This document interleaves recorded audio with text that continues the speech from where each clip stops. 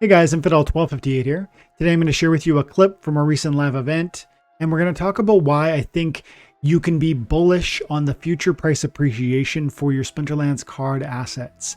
I'm going to lay out the fundamental considerations as I see them, the reasons for concern and the reasons for optimism, and I'm going to invite you to walk along with me through that conversation to come to your own conclusion about bullish or bearish in the long term for this game.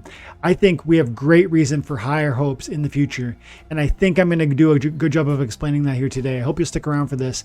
Before we get into it though, I need to let you know about two things about SplinterCoach. First of all, they're sponsor of the video right now. SplinterCoach.com is a website that will track your personalized battle history from Splinterlands, and that's information is going to be entertaining to peruse because you're going to see cool things about your own battle history that are going to be fun to look at. But then two, you're actually going to learn from that data, and it might make you a better player. And if it does, that would mean more rewards for your time and attention in Splinterlands. So check it out, 7 days free, SplinterCoach.com. But additionally, SplinterCoach is throwing a tournament, and it's urgent that you check this out if you're interested. SplinterCoach is doing right there, SplinterCoach Invitational. It's a wild-based tournament. It's an anytime sit and go. It's going when it's full. He's got $102 worth of prizes in there. 1 DEC to enter. 68 participants already. So check it out. The top prize is going to 3 months VIP, and that's a $60 value. Plus the second and third are going to get 1 month VIP membership. So 1 DC cost to get in this thing. Go check it out. Support Guy from Ajax, aka Jamie, creator SplinterCoach, and maybe you'll win some access to the amazing SplinterCoach tools for free. Check them out. And now let's get into the video. Guys, thanks a lot. Have an amazing day. God bless. Yeah, I did this one, massive success. And man, it has been. This is, if you haven't watched the video yet, the detailed breakdown of like what I've seen so far as of yesterday after 24 hours of the DC burn, the Great Burning, talking about like the short-term, medium-term, long-term implications and how it's, you know, beneficial for everybody from the biggest to the smallest in the game. I really believe that. I think this event was planned well in so many ways. Zyriel, interestingly, probably the opposite conversation. This one isn't working out the way they wanted. Nor is it, you know, they aren't selling. They aren't moving. I saw yesterday. Let's have a peek now. Yesterday I saw Zyriel, and there was a 4,700 units that had been sold. And as we get closer to the timeline, we're now just hours away. This number isn't really moving, which tells me maybe 60, 50, 30, 40, 50 units have sold in the last 24 hours in this thing. And yet the sale is about to end, meaning there will never be more Zyriels ever. And I think if you contextually compare where Zyriel is unit on a BCX availability wise, this is going to be a rare promo card. This is a rare promo card. And I don't know that the price is going to go much lower than this. I could see it going a little lower, but because of the scarcity, I think this ends up being a relatively expensive card. Just because even if we don't love it, and clearly people aren't crazy about it, otherwise it would have sold even faster. But the price point is significant, especially as we look at some of the other legendary cards. And you, like the other day, yesterday on Twitter, I saw a friend of mine bought, what's it called? It's a magic monster, legendary water magic monster.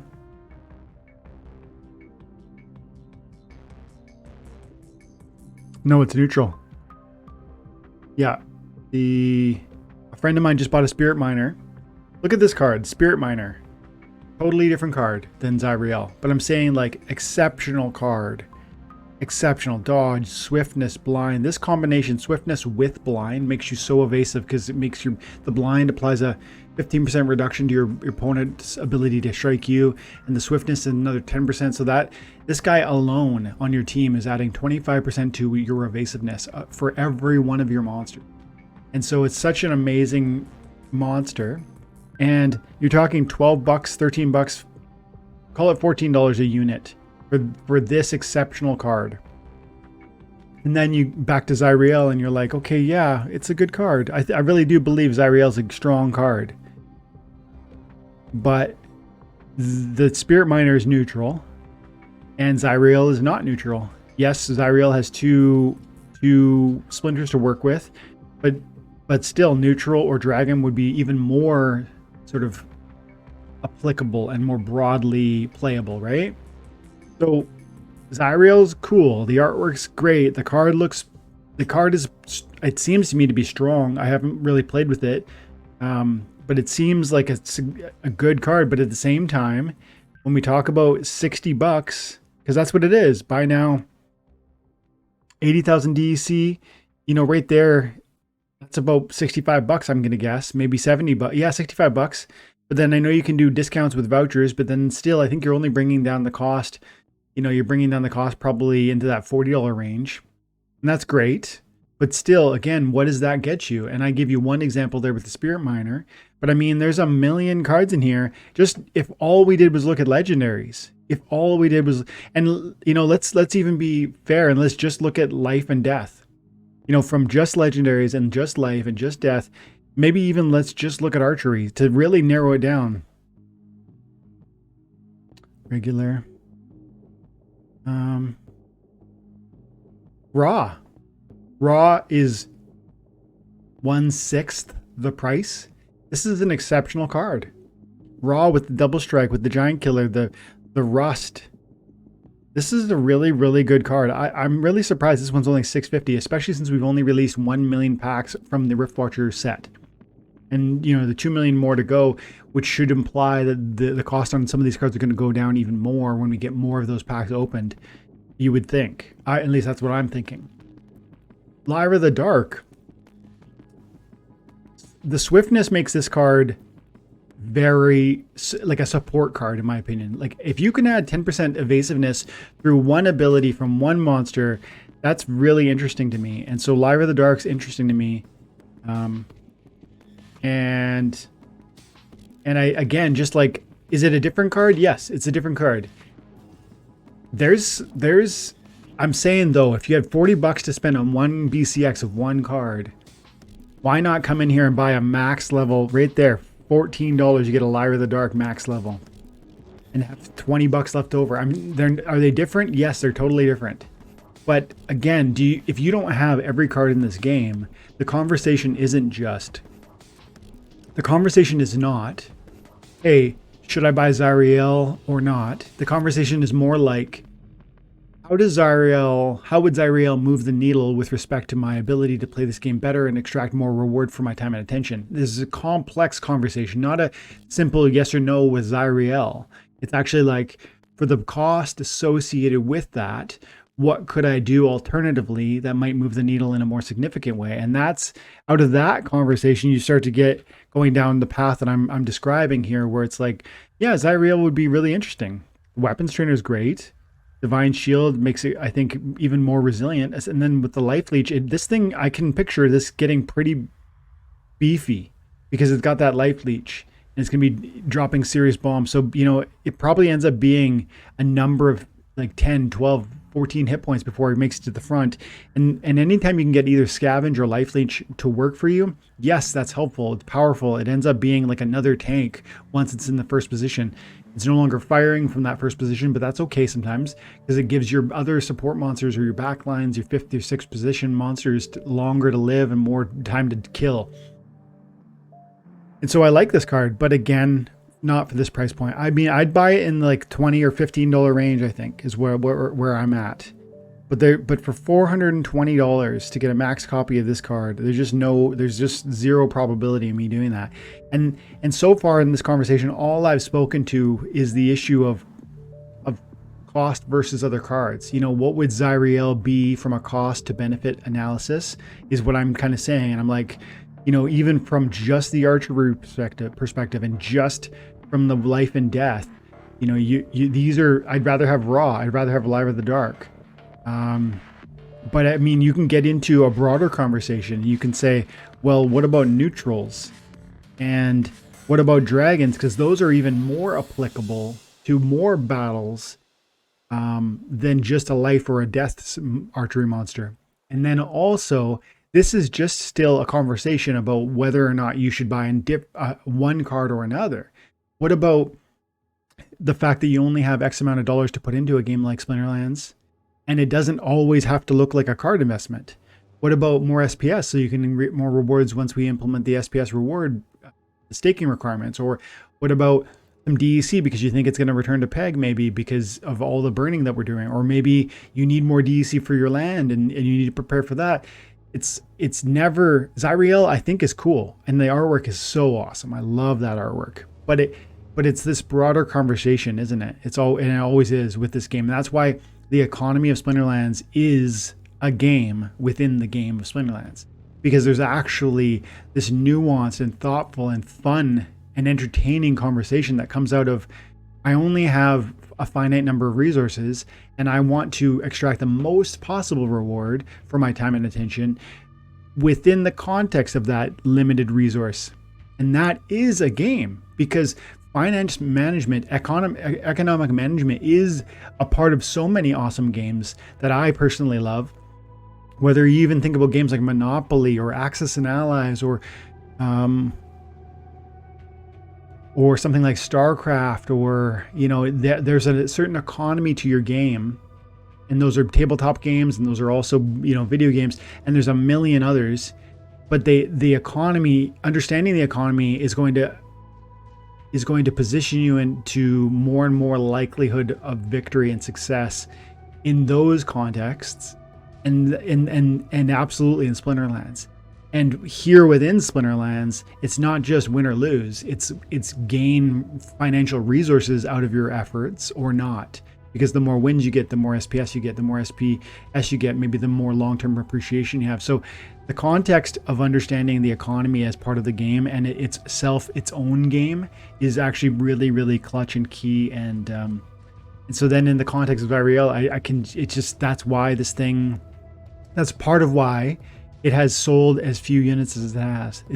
It's amazing artwork. It's a strong card, but there's so many cards that you would want to have and our community wants to have that then you can't have it all. So why spend $40 per BCX on something that's awesome, well, let's set aside for a moment that you might not agree it's awesome, but let's say even if you thought it was awesome, that's a lot of money. And I could buy a lot of other amazing cards that would maybe help me more directly in what I'm doing, because maybe life and death are not my splinters I even play. And then more than that, aside from the cards, there's the other things like DEC, SPS, land, you know, validator nodes, TD packs, Splinter Forge assets, you know, Golemancer. Like there's at least 20 other things I'm deeply interested in, and I can't afford it all. And so for me, Zyriel just sits in the back, and maybe one day it'd be something I would add to my resource. But right now, I'm just simply not, I can't afford 80,000 DEC. I just burnt 8,000 on 800,000 in the event. Did anybody in the chat buy yourself a Zyriel? Luke, I think you're saying you've been around. This is a response to my question about you being around for a couple of years. Good for you, Luke. Thanks for following, bud. Thanks for commenting. Thanks for hanging out. Gregory, good to see you, bud. Alex Bernard, I saw you hanging out on Aftersound stream earlier today, Alex. So you guys have like the craziest appetite for, you know, Splinterlands related content, and I appreciate that. Thank you for hanging out with me, for spending some of your time with me. Aftersound's amazing. I love that guy. I really do hope we get to hook up and play some Web 2 gaming.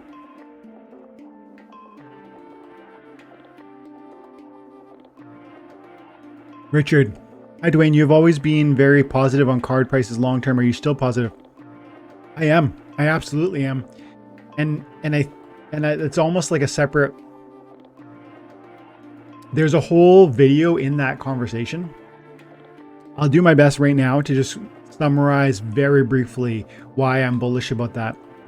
And this is like something I feel I've said 1,000 times, but it's something I think I'm going to need to say 1,000 more, because I really think this is part of why Splinterlands is actually really interesting. It's part of why I think this game's revolutionary, part of why I'm so excited about Splinterlands, because to your question, there's a conversation around bullishness for the assets. Even cards like Zyriel, as we said earlier, Zyriel, there's only 4,500 of them that's ever been printed. out of 15,000 was the projected original total. You might say, though, well, that's indicative of being a poor performing card. Okay, I think we spent time talking about why it probably sold that many units and why there's other reasons to buy other things, and I'm more excited to spend that money elsewhere. But set all that aside for now and just talk about the value and the price appreciation in the future within the context of your comment. You know, we talk about if there was going to be 15,000 units of this, and if it was priced at $60 per, about $60 per, you know, you say to yourself, man, that is no longer, that's quite a common card. And again, like I'll show you Live in the Dark, 41,000 copies. This is a Chaos Legion legendary. Let's see some of the promos. The promo legendaries, like Chain Golem, 4,600 copies. So Chain Golem, same number of copies. Dr. Blight, 20,000. Pegasus, 4,000. Waka, 5,000. Red Dragon, 3,000. Lux, 10,000. So with Zyriel in that 5,000 range, you're in some rare, you're in a rare space. You're quite a rare card. And these are totally different cards, but I'm saying the scarcity got better because fewer sold. And so scarcity is the key for the answering your question. Why would I be bullish, or why am I still bullish about the future price appreciation? Yes, because scarcity. And when I look at cards like Zyriel, I think it's unfortunate for the team that they didn't all sell. But from a perspective of a collector, it's fortunate, because if you did buy one of the Zyriels that sold, you have fewer competitors who are holding it. And to answer your question very directly, I'm bullish about the card price appreciation for Splinterlands in the future, because I think the game is fun, and two, I think it has a future. And then within the broader context, why would the cards appreciate? Well, first of all, you have to have those two things, that the game's fun and has a future. And then from there you go, okay, are the cards limited in number? And they are. And for some of them, they're more scarce than others.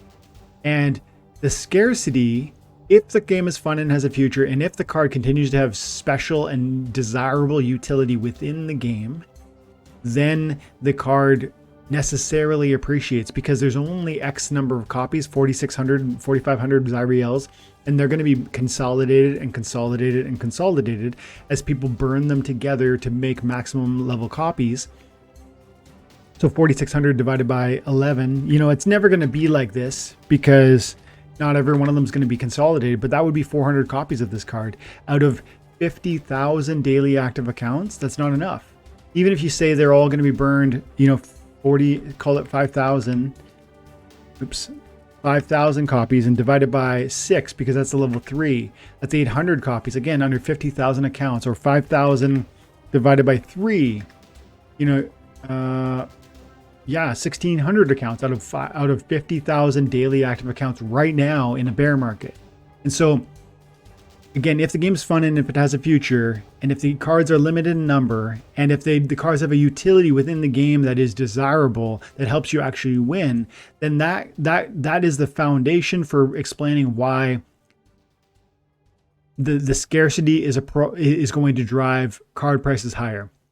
Because there will be a growing desire and sought, the cards will be sought after to a growing degree as the player base grows. Because again, the game, we believe, if we agree that the game's fun and has a future, there'll be new players chasing after the same assets. And that's how I get to a place of firm bullishness around the price appreciation. Yeah, that's something I feel very confident about. Oof, okay, I got 7.5 hours to do my guild brawl. So we'll have to spend a few minutes here, and I'll have to rent at least I have to rent a few alpha and betas to get ready for this guy here. Maybe we'll fight the battles too while we're hanging out. If the card prices do not recover, will Splinterlands be able to sell packs for $5? This is a good question. Another good question from Richard. Thank you.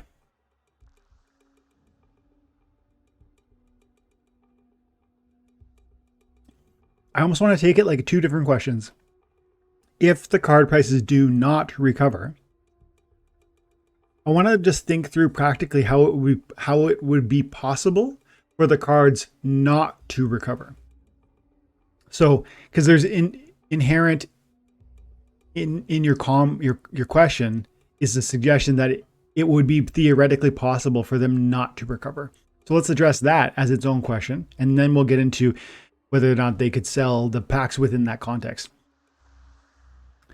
So how would the price of these cards, I'm trying to think through like practically how it would be conceivable that card prices would just stagnate, maybe never exceed their current price points. There are ways that happen. The short answer is a complete failure of the foundation, which I just laid out, that either the game is not fun, and maybe I'm wrong about that assertion. Me saying I've said it's fun, I enjoy it now, I think a lot of people do. I think more in the future will. I could be wrong about the assertion that this game is fun. That's one avenue by which cards will never appreciate again. Or you might say the game's fun today, but they're actually breaking it in 1 or 2 or 3 different respects as they implement new, changes to the game. Maybe something about land or how items and spells work is like a real game changer in a negative way, busting some element of the economy or maybe ruining the game in some real practical sense. Now, if that's true, if that ends up being true, first of all, that's hard to predict. And I'm kind of, anyone who believes in Splinterlands is believing in the team's ability to navigate those hurdles wisely. And you might say that's like another angle, that's another vector of attack or failure possibility for it. You might say the team is in over their head and they can't navigate these things, these concerns, and they can't practically execute what you and other people who are bullish on Splinterlands are expecting from it, right? Somebody might articulate that. And I would have to say, well, I've just seen over years they've been quite good at executing on what they said they were going to do. And sometimes it's been delayed, but I've been quite pleased with what I've seen them produce. And at some point, you and I or me and whoever I was talking to might end up disagreeing on that. But you got to wrestle with those questions first. Because if it's fun now is one question. If it could be, if you might say no, but if you say yes, it's fun now, you might then debate whether or not it could fail in the future. Somehow it would stop being fun. If you see risk of that, you got to debate that. You got to challenge that. You got to like really wrestle with that until you get to a firm confidence that it will remain fun. Because these are like stepping stones in the process of analyzing the future likelihood of the thriving for Splinterlands. So is it fun today? Do you anticipate it failing to be fun tomorrow? And then there's also the future conversation. Do we like where the team is developing it, how they're pointing toward the future? Do we believe that they can execute on those things? If you think there's a breaking point in my argument on one of those topics, then you might conclude the cards will never appreciate. But again, if you agree with me on the context of it being fun today, you see it as the plans that they're setting out as being fun for tomorrow, and you think they're actually attainable goals, and you see them executing and you trust the team in their execution and planning of those goals, then it seems like you would agree it's fun and it has a future. And from that perspective, the scarcity of the cards is like, it just is what it is. There's almost no argument for conversation or room for conversation around whether they will appreciate if the game keeps being fun and has a future. If it is fun and if it has a future, they will appreciate because of increased player base and reduction of supply. And that's a supply-demand conversation which drives prices higher.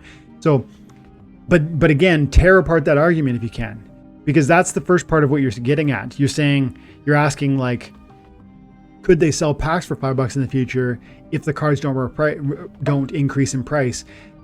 And you got to first tackle how it would be possible for the cards never to appreciate. And that, what I just articulated to you, is the path. So you got to wrestle with those things for yourself and come to your own conclusion. I have a great deal of confidence based on everything I already explained as to why they will appreciate, because I have confidence in the team and where we're at and where we're aiming.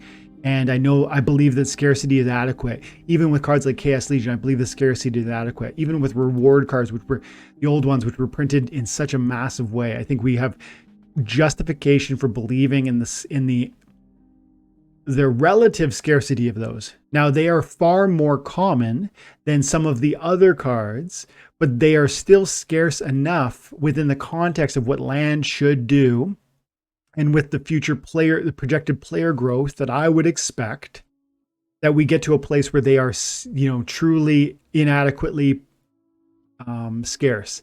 Like I just said with Zyriel, if we burn them into essentially silver level cards, we're talking 13 or 1400 or however many I said a moment ago. That's 1,500 copies across, call it 2,000 copies to split them amongst 50,000 accounts. That's our current existing population of player base. But, a game like this could absolutely blow up and have, we did in the past bull market had 400,000 or 500,000 daily active accounts. And I know many of those are bots, maybe most of those are bots. I don't know how many, but regardless, it's conceivable that we get into a place one day where there's 1 million daily active users, 2 million, 5 million. It's conceivable, especially I think if blockchain goes where I think it will, and if blockchain-based NFT gaming grows into what I think it could. And then again, you could wrestle with that too. You could challenge me and push against that. And you should think, how realistic is that? 1 million, 2 million, 5 million players in something like Splinterlands. I think Hearthstone has 5 million players. I think games like WoW. So that's rarefied air. But our game is special in that it offers an opportunity for financial gain to the players who play it. And when the stigma of blockchain goes away, which I think time will remove, then we start to get into a place where people are truly trusting the opportunity here, not thinking of it as, that's just a trick and I'm going to get scammed once I get involved. That's going to be some sort of rug pull. At some point, confidence grows and grows and grows to a place where it's this tipping point, and then it exponentially hockey puck or hockey stick parabolic move upward with regards to activity and player base. And that's where you'll see parabolic changes in price points. And so I think that's a realistic hypothetical kind of scenario. And even if I'm wrong in terms of the magnitude of those predictions, if it ended up being, 10x where we're at now, that would be massive, massive. And then, so in that context, with that story and that background, you then have to kind of say, well, would it be possible for them to sell $5 packs? If cards do not recover, then Splinterlands probably is failing. So to directly answer your question, if the prices do not recover, then Splinterlands will not be able to sell packs for $5. Not in a meaningful sense. As we've seen with Rift Watchers, as we saw with Chaos Legion, we had to do certain deals to make those units move. I think if we launch Rebellion in the context of the bear market, we probably don't see $5 per pack being, truly sold out.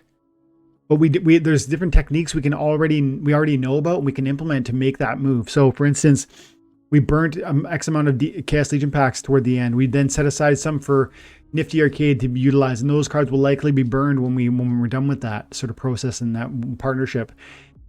We could do something with Rebellion where it's out for 6 months, and at the 6th month and plus 1 day, the remaining packs that haven't been sold start being burned, and then every day more get burned and more get burned until at 9 months there's no more Rebellion.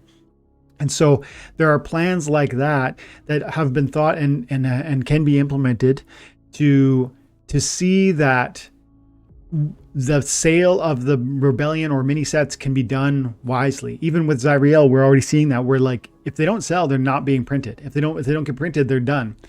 And so the short answer is no, you're not going to sell a ton of packs. You're not going to sell it. Like if we release 15 million Rebellion packs in this bear market, like even in the next few months, I don't see them selling if the bear market's still lingering.